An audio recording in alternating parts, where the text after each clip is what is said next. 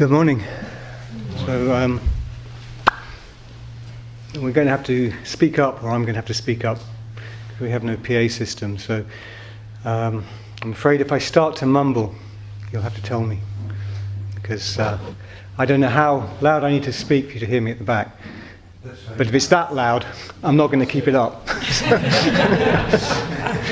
It's more likely to be like this. Okay. So just tell me. Okay. So I thought it'd be nice to pick up, coincidentally really, as it turns out, from some of the things that Sensei was talking about yesterday in relation to paradoxes in practice. And we can maybe take it a bit wider and think about paradoxes in life. Because in the end, life and practice are not two things. And what was striking me, and it fits very nicely with the things I want to say this morning, is the intrinsic nature of duality, of binary relationships, polarity, which exists in what we do, in what we feel, in how we behave, how we understand ourselves. Everything about us seems to involve a duality. I mean, just this simple act. Left hand, right hand. But there's something else about this, and we can maybe come back to what this is as we talk. But there is something unavoidable, I think, about this duality that fills, overflows, overwhelms us. And the theme of the week, the unwinnable lawsuit with reality. Nice koan. Apparently Ken didn't invent it, but it's a very nice one to throw out. And it's got intrinsically within it this duality. You know, I'm a lawyer. I spend my time trying to avoid litigation, but when we get into it, we're in it. And one of the basic elements of any legal action is the existence of two parties. You can't have a legal action against no one. So if we have an unwinnable lawsuit with reality, who are these two parties? I am. Okay. But who's the other one then? Not other than I. I mean, it's an interesting question, isn't it? Because we have to, if we're going to say, oh yeah, this is true, yeah, I'm in this unwinnable lawsuit with reality, but okay, so who are the parties? So let's work that out, let's be clear about it.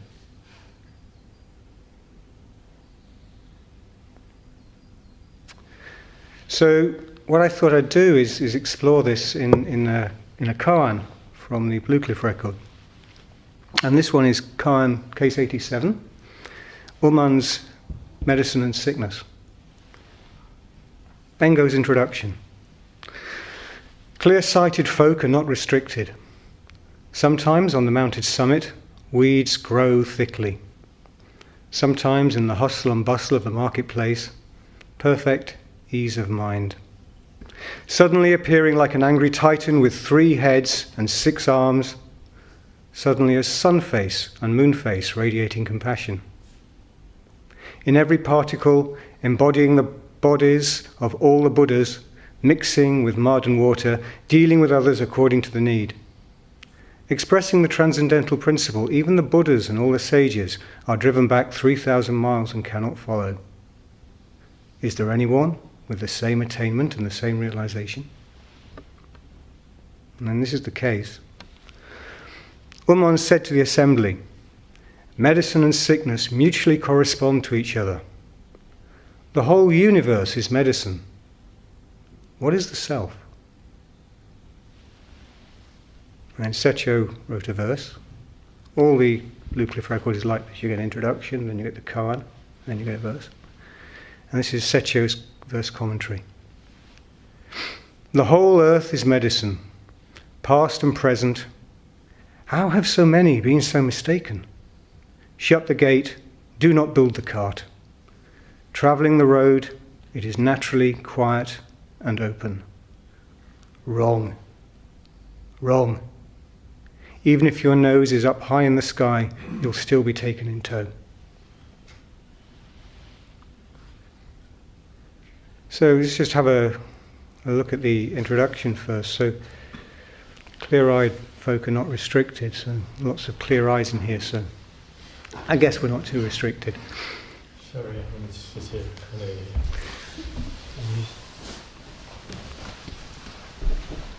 And sometimes on the mountain summit, thank you, yeah, please do.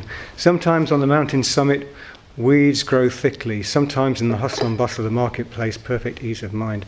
So, thinking about these polarities you were mentioning, they're structured into everything we do. We think, okay, I want to do some practice, so I want to do something spiritual. I want to get away from all the difficulties I've got in my life, all these things which we label profane, mundane, every day. So we create these dualities straight away.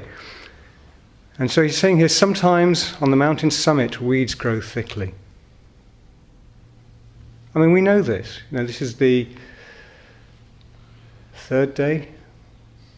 second full day of sesshin, is it? Third day, I can't remember. Third day, I think it is. Losing it. And you come on retreat, and maybe if you're like me, you come with certain ideas. If you're doing it for the first time, or even in early years, or even later years, you have ideas about how it's going to be, how it's going to turn out, what it'll be like to sit. First time I went along to learn to sit, I was expecting amazing things. And then what do you find?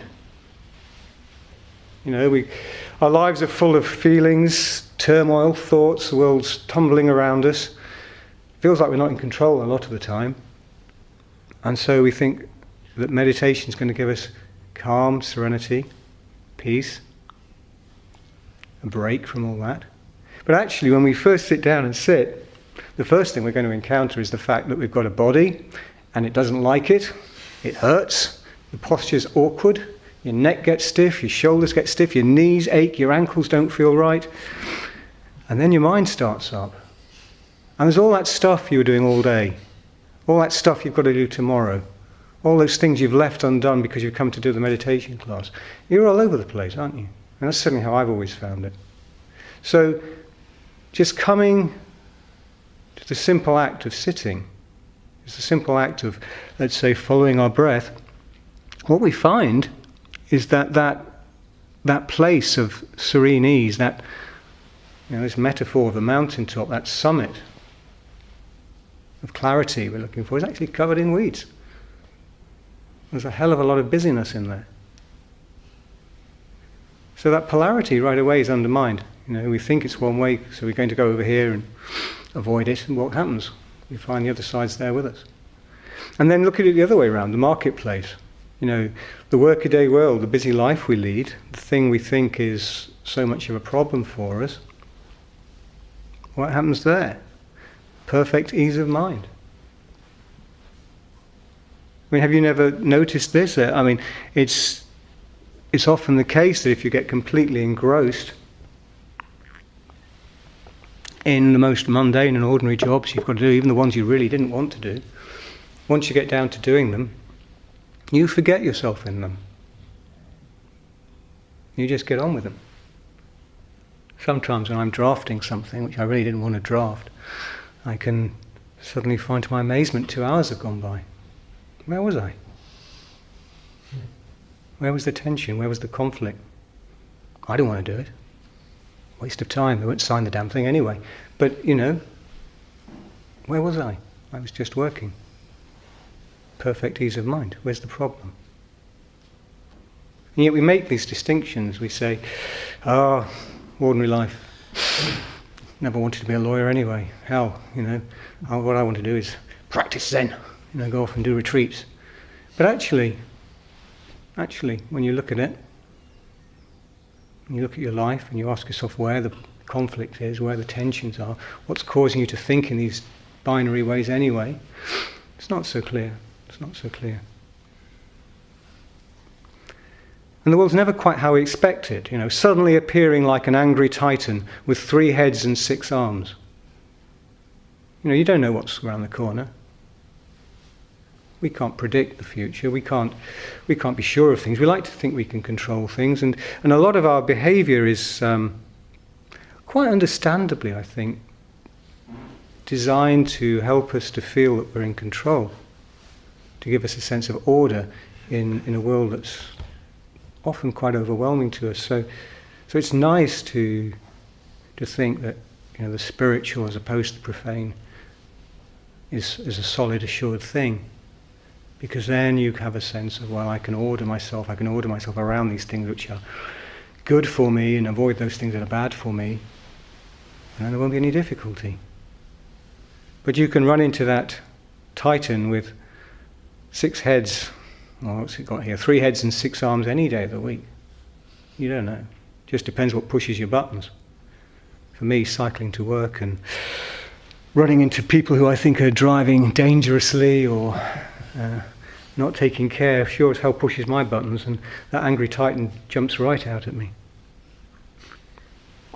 You can't sort of walk around thinking, okay, I'm just going to be peaceful, be calm, breathe deeply. Because that's just a position. And then if somebody can come along, just pull you off that position. Ow, car, watch out, bang. And then you're stuck with that. You can't avoid that once it's there. So, sun face, moon face, radiating compassion. Things are moving on, things are changing all the time. And who's to say what's good and what's bad in some of these things? And for sure, if you're knocked off your bike, it's not good. But something else may come of it. Something else may arise. You might find a meeting with somebody new. Something interesting comes out of that. So you don't know. We never know.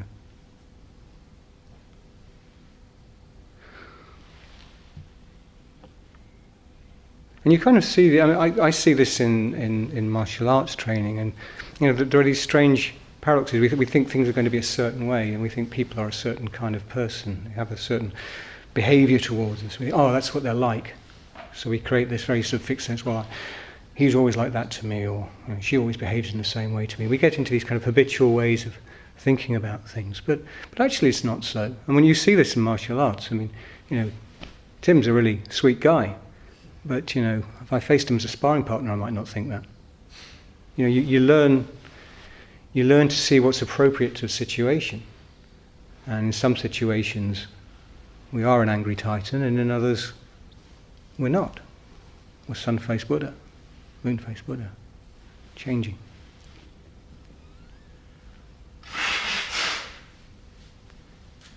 So in every particle embodying the bodies of all the Buddhas, mixing mud and water, dealing with others according to need. This is what happens. We engage and respond with each other according to need. And notice he says here, in every particle embodying the bodies of the Buddhas. So he's not talking about something that's conceptual, and goes pointing out something about being embodied, being actualized, actually engaging with the world. And this is important, because we tend to feel sometimes that this practice is all about mind, all about standing off, all about having a pure idea of something. But actually it's pointing out that we need to step off the top of a 100-foot pole, really put ourselves into it. That's why we come on sesshin. You really put yourself into the schedule. We really sit in the posture. We really look at what it means to be here now. And then we start to do some work. We start to really clarify what this is about, really see the polarities that exist, that we habitually respond from, unthinkingly most of the time. See them for what they are. But you can't do that unless you physically put yourself into it. It's not something you can just think about. You have to do it. You have to want to really engage with it. Jump in with both feet. And he says, dealing with others according to need and mixing mud with water. So I wonder, is that another polarity, mud and water? Let's throw that out.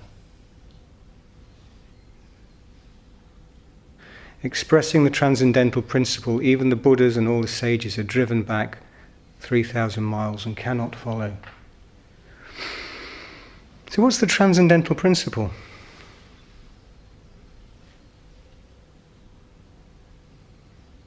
What is it really? This is what we have to ask ourselves. You know, when we're jumping around between good and bad, things we like, things we don't like, spiritual, profane, so-called, practice, realization. What's the transcendental principle in all that? And he says, you know, in every particle embodying the bodies of the Buddha. Mixing mud with water, dealing with others according to need. When we engage with things, when we really put ourselves into things, you know, when we're doing the samu, for example, we just really get on with it and really do it. We're getting on with things in our lives, whatever they may be. If we just really engage with them, where are we? We're always outside of ourselves in those moments.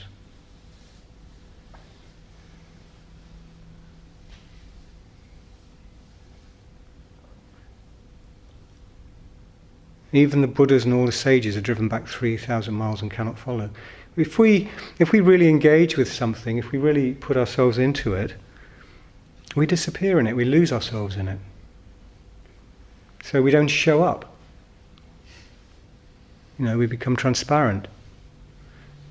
Again, I mean, this is something that I run into a lot in martial arts training. You know, if you really soften around something which is presented to you, usually in martial arts, of course, it's an attack, but you can see this in life. You don't have to think about this in terms of fighting. But if you really engage with what's happening, soften around it, accept it, rather than becoming hard and hitting back against it, then you don't show up.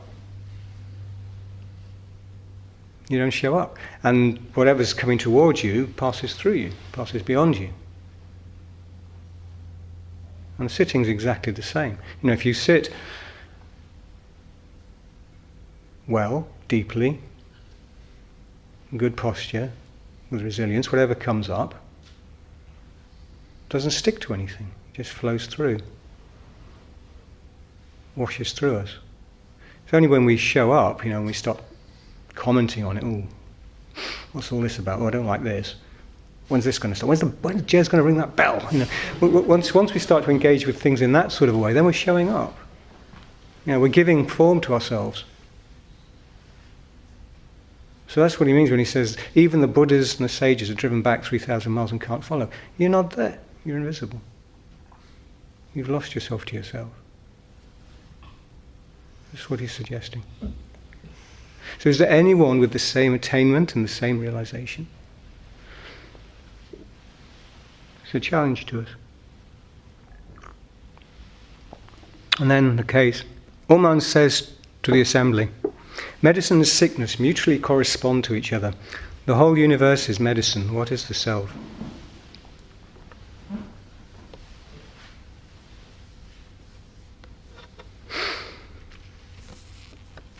It's interesting that he says medicine and sickness correspond, because normally we don't think in those terms at all, do we? You know, if we're sick, if we're not well, what we want is the medicine, we want the cure. And the idea that the sickness is its own cure doesn't sit very well with us. You know, it doesn't really work too well for me, for somebody to say to me, oh yes, well the cure for an arthritic hip is an arthritic hip. Doesn't kind of do it for me somehow. And yet that's what he's saying. Medicine and sickness correspond. So he's pointing at something. But the thing is, if we live in a polarity, and really all he's pointing out here, you know, with his medicine and his sickness, he's just pointing out this basic dualism we live within. If you live in duality, and if you adopt a position that something is one way, then you automatically exclude the other. Or you try to. Engel's introduction is pointing out you can't do it, of course, because the weeds are still on the summit. There's still peace to be found in the marketplace. But that's the way we look at it. That's the way we start to think about things when we get dualistic about it. So if we're sick, then of course we want the medicine, because these things seem to be opposites. They're diametric. One thing causes a problem, therefore we want the opposite. Solve the problem.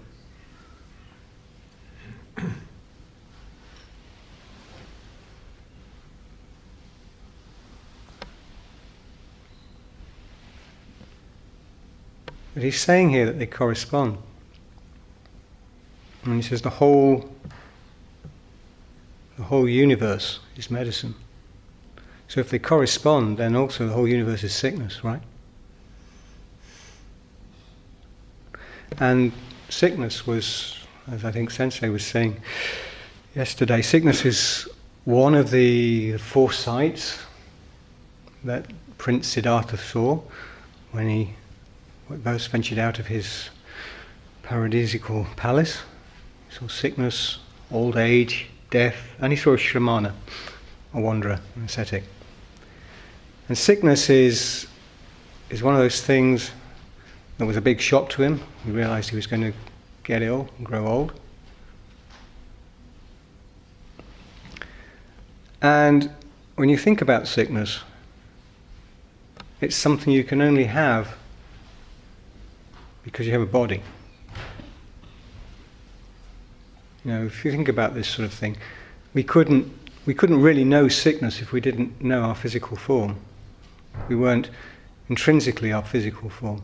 And the same's true with other basic teachings, you know, like the cause of ignorance, cause of suffering, greed, anger, ignorance.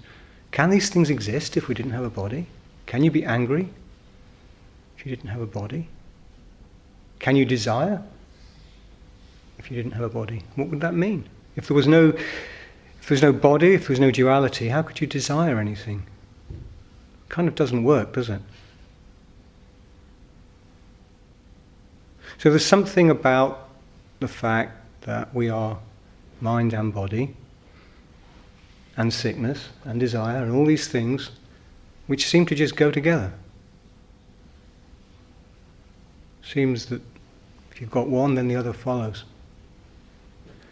And this is really beautifully described in one of the Mahayana sutras, the Vimalakirti Nidesha,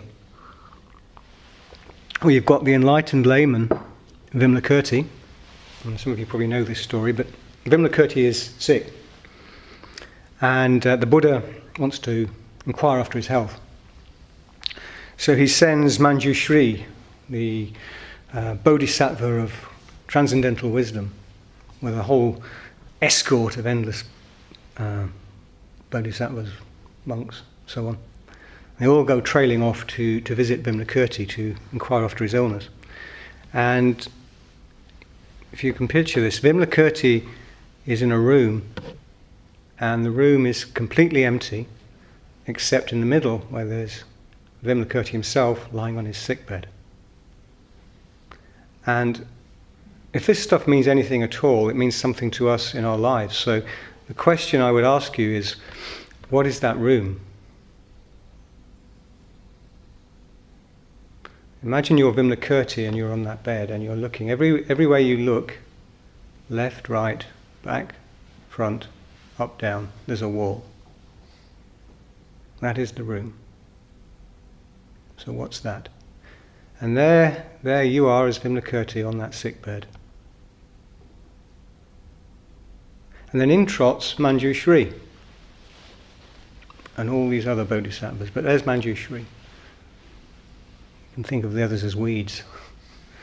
They all come trotting in. So what's Manjushri? His wisdom. Okay, so what's that? And Vimalakirti says to him, in that irritatingly clever Mahayana way that these things are written, Manjushri, good to see you. You come without the marks of coming. You see me without the marks of seeing me. What does that mean? But if you think about your own practice, and you're sitting there and you're looking for the source of thoughts, where do they come from? What marks do they have of their coming? They just pop up, don't they? Oh, there's one. Where did that come from?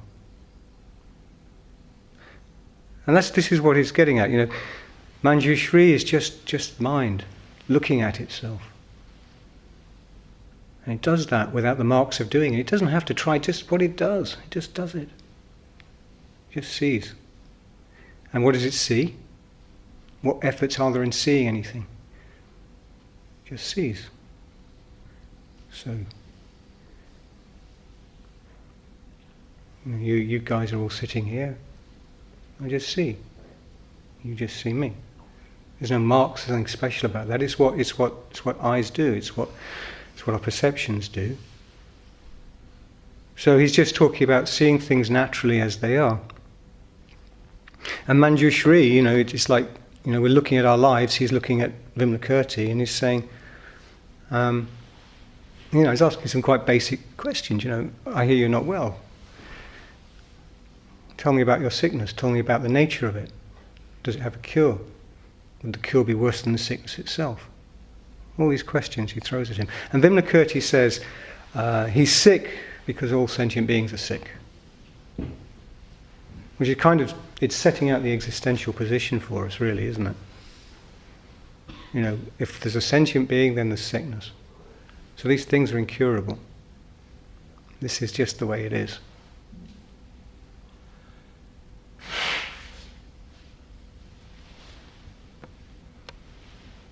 So, stepping back from that a bit, the world of this and that, the world of me and you, the world of chairs, tables, walls, the world of pain, the world of joy and happiness.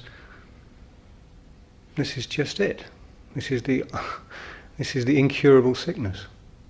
Because we're here, because we have a body, this is here. So this is the reality we're having that lawsuit with, to come back to that.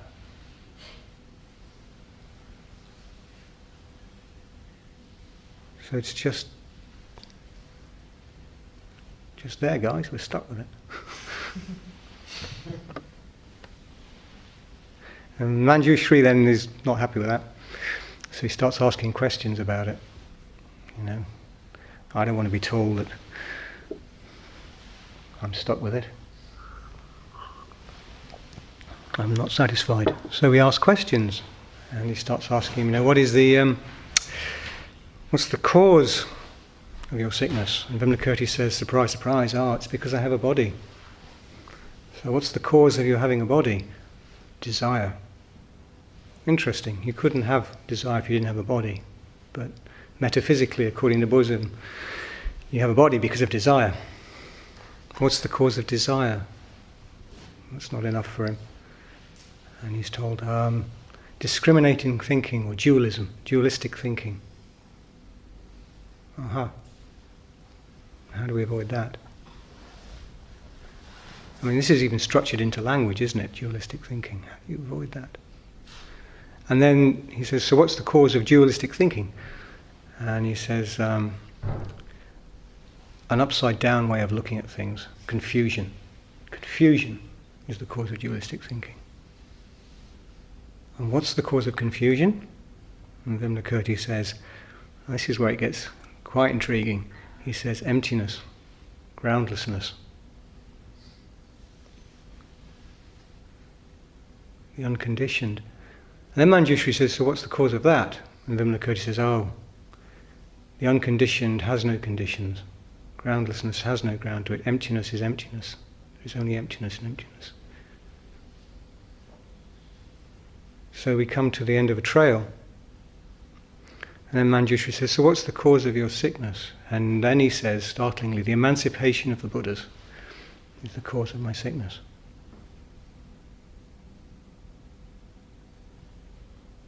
And where does the emancipation of the Buddhas come from? From the minds of ordinary folk. So the whole thing is one big paradox. All comes around in one big circle.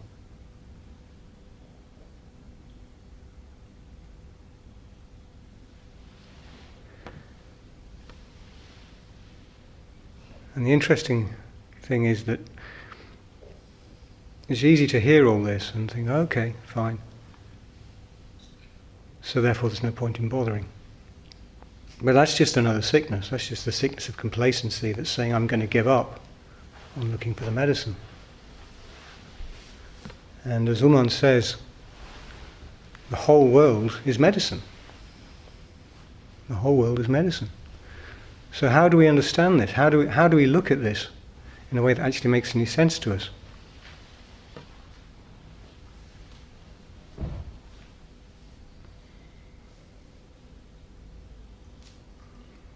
I'll run ahead of myself.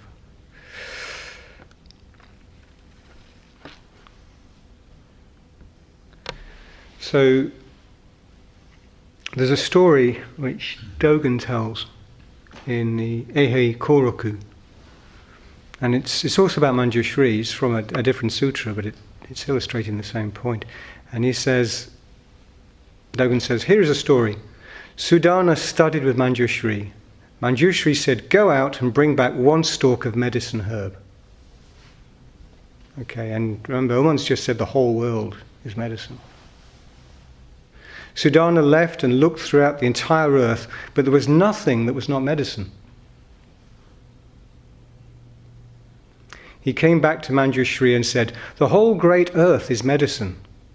Which one should I pick and bring to you? And Manjushri said, bring back one stalk of medicine herb. Sudana plucked one blade of grass and gave it to Manjushri. So, I've got it somewhere here, so yeah, here we are. So there it is. So he plucked a blade of grass, one blade of grass, and gave it to Manjushri. And Manjushri held up this single blade of grass, showed it to the assembly, hang on, there it is, and said, this one blade of grass can kill a person and can give them life. So in other words, what?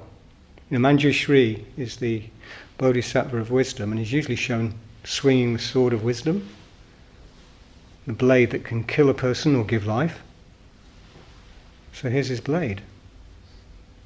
The whole world is medicine. Here it is. Can give a life or take a life. So, what's that saying? What's that saying? Dogen said, previously one blade of grass, afterwards also one blade of grass.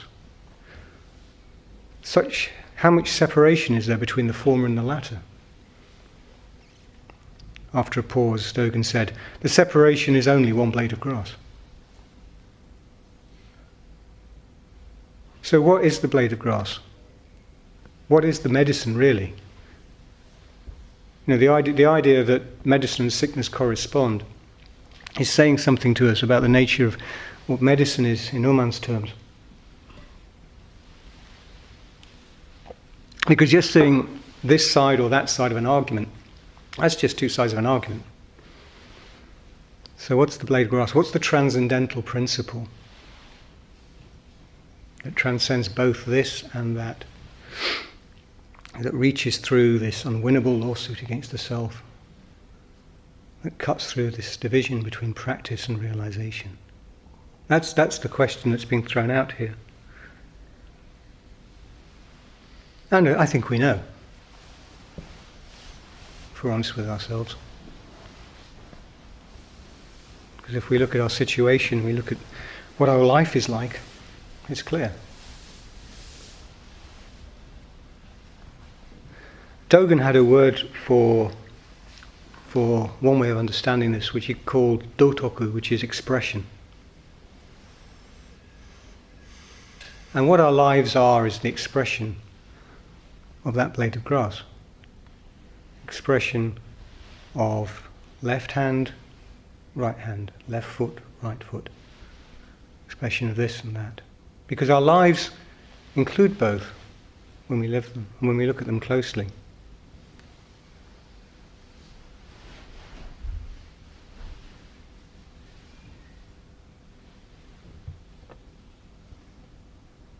And Setchi wrote a verse, the whole earth is medicine, past and present. How have so many been so mistaken? Shut the gate, do not build the cart. Travelling the road is naturally quiet and open. Wrong, wrong. even if your nose is up high in the sky, you'll still be taken in tow. So, this whole earth is medicine, the past and present. How have so many been mistaken? Is he saying there that the idea that you have a problem with suffering, a problem with life, and that there is a spiritual solution to it, a way out of it, an emancipation of some kind? Is he saying that that's a mistake? Do you think? How, past and present, how have so many been mistaken? Shut the gate and do not build the cart. No, why bother? This thing with shut the gate and do not build the cart, this is Chung Tzu. Apparently I don't know this, but apparently somewhere in Chung Tzu's verses it talks about building a cart behind closed doors. And even when it's built, it still fits on the road. So I think it's a bit like, you know that the koan, you put an egg of a goose inside a jar, and then the egg hatches, and there's a goose in the jar. So how does the goose escape from the jar? I think that's how it goes. So I think it's the same sort of thing. So you've got a four-walled space. Maybe we're back in Vimla Kurti's room, and you build yourself a cart. You build yourself a solution, an answer, a fix, the way out. And how does that solution get out of that narrow entranceway? And Chung Tzu says, even though you've built it inside, it still fits on the road. So I think that's what he's saying. But here, Setcho is saying, shut the gate, don't build the cart. Don't bother.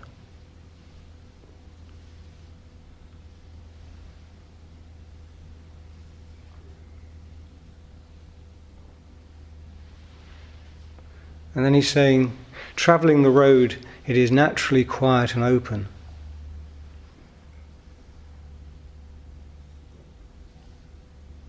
So where's the road? Even if we don't build the cart, that would fit on the road anyway. Where's the road that's naturally quiet and open?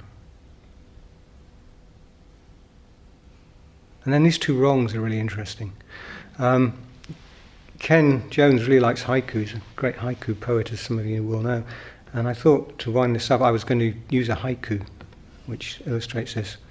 So this is by Basho, and he says, all along this road, not a single soul, only autumn evening.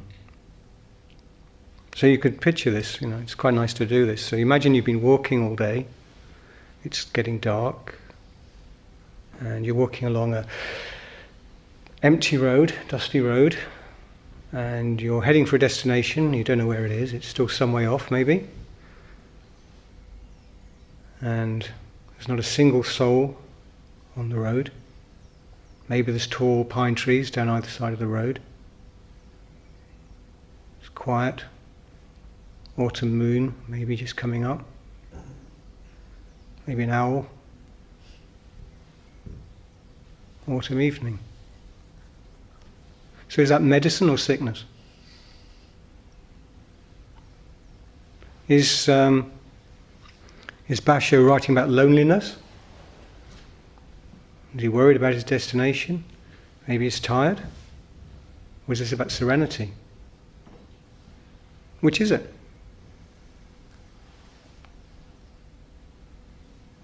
When I was first starting on koan practice, I read a book about the narrow road to the deep north by Basho, which this comes from. It's a commentary on it by a woman who spent a lot of time in Japan and probably knows a great deal about Japanese culture, far more than I ever will. But she said that this poem was about loneliness. She said Basho knew loneliness through this poem. And I read that and I thought, what? Don't talk rot. This is about no mind. And and I got quite indignant with it and had a good laugh at it. But was I right?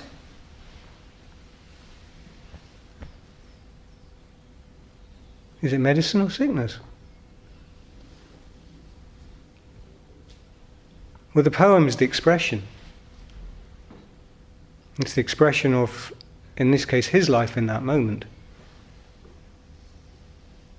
And it can include both. Why not? It can include neither. If we say it's medicine, wrong. Sechio says. If we say it's sickness, wrong. So this polarity thing just gets in our way all the time. I mean, right now, if we listen,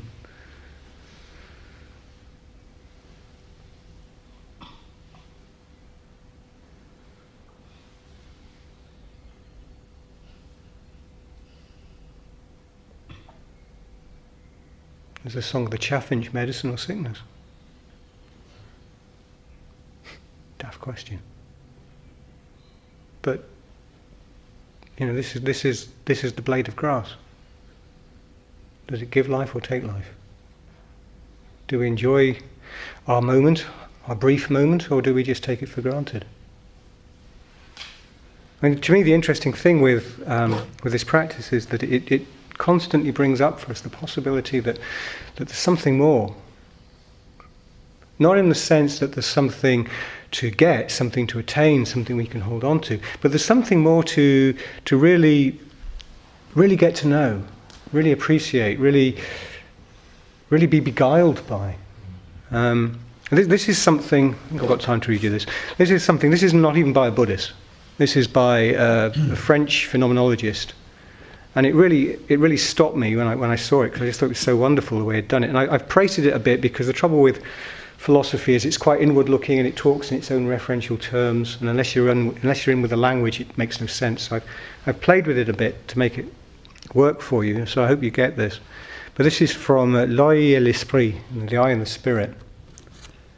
And it just struck me as an example of the way in which we take for granted what's around us. We make these judgments, it's always like that. It's bad, it's good, it's good, it's happy. Well, it's what it is. And then when you look at it as what it is, you see new things. So he's talking about looking at a swimming pool. When through the water's thickness, and listen to his language as well, it's interesting language. When through the water's thickness I see the tiling at the bottom of the pool, I do not see it despite the water and the reflections there. I see it through them.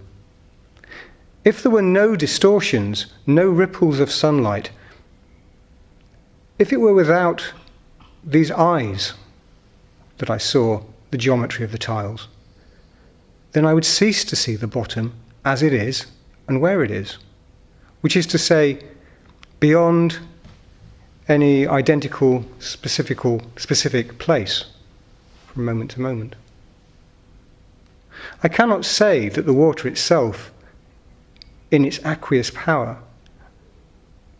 the syrupy and shimmering element, I cannot say it is space, or that it is somewhere else either.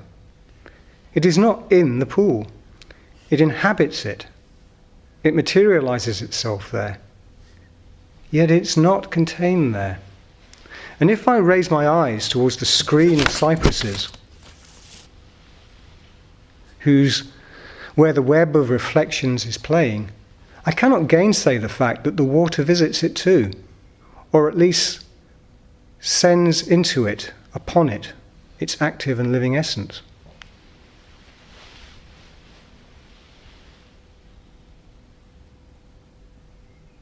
So he's talking here about the sensation of looking at water, and what that means to just be elemental in the way we appreciate our life, when we step aside from this kind of polarity and just be actively engaged with our world as it is.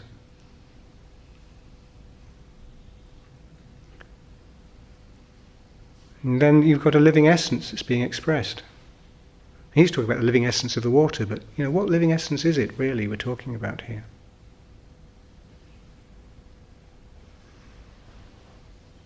And we have lots of koan which explore this, like a monk asking Uman, how do Buddhas appear? No, it's Muman. And Muman saying, the eastern mountains walk along the stream. What are these things saying to us? They're just challenging our presuppositions about me and this. Space, depth, relationship. And it's not that they don't exist, I mean, there are floors, there are tables, there are chairs. I can't muddle those things up. The chair's to sit on, the table's to eat off. If I sit on the table, it's likely to tip over. If I put my food on the chair, somebody's going to sit on it, You've got to treat the world as it is. We can't escape from that. But then, what is it? What is it? It's fascinating.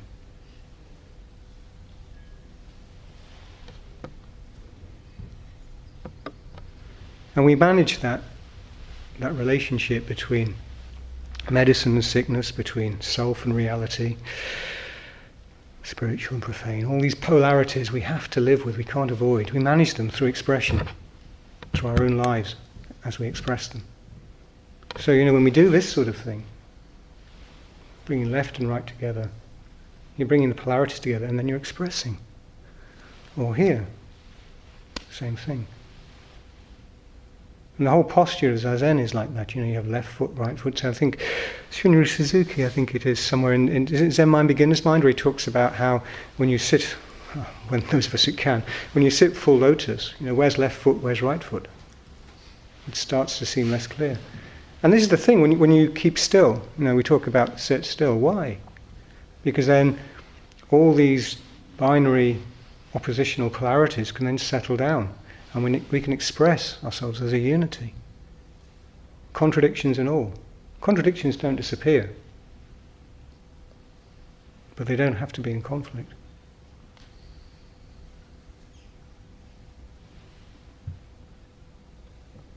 So that, to that extent, sickness and medicine correspond.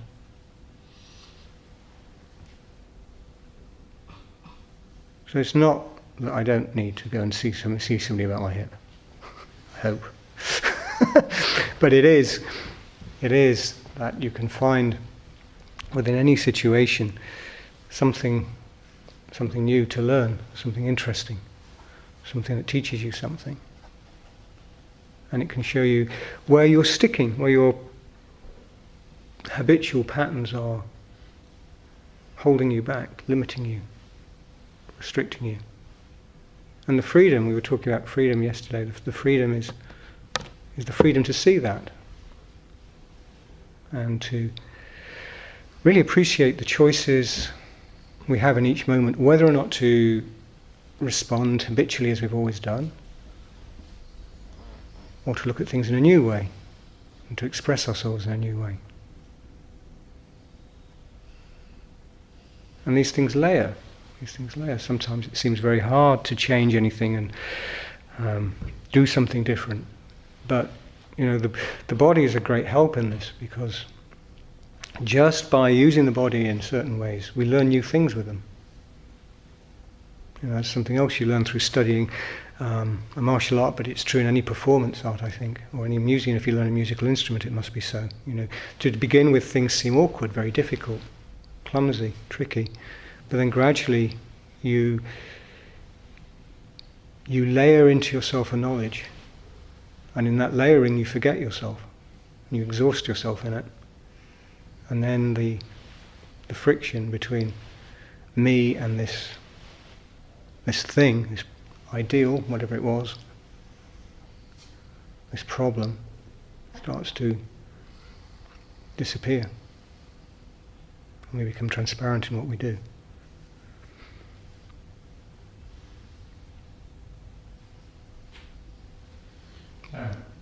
Would you say that is reality, in a sense, when you disappear like that? Well, that's just another idea if we put it like that. Sorry? I think that just becomes another idea if we put it like that. Right.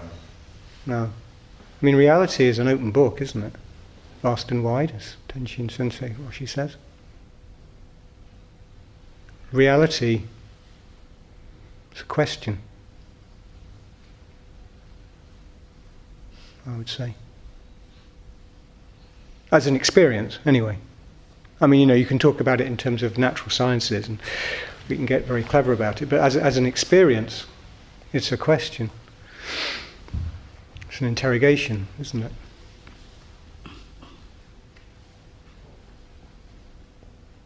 If we think it's so, if we think it's any particular way, then we just closed ourselves down to our inquiry. And yes, things just degenerate into habit again then. That's how it feels to me anyway. A thing that kept coming up for me throughout your talk was to study the ways to study the self. To study the self is to forget the self. Yeah, I was studiously trying to avoid saying that. That's a very internal way of looking at it. Ah, but finish it off. Finish it off. To study the way to study the self, to study the self is to forget the self, to forget the self. Yeah. Yeah, or is that after the third line? To Yeah. drop off body and mind. To Yeah. drop off body and mind is to be awakened to the 10,000 things to thusness. Endlessly. Endlessly. I think that's really it. And Yeah. I was trying to avoid saying it because you've all heard it so many times before. But that's it. To study the self is to forget the self.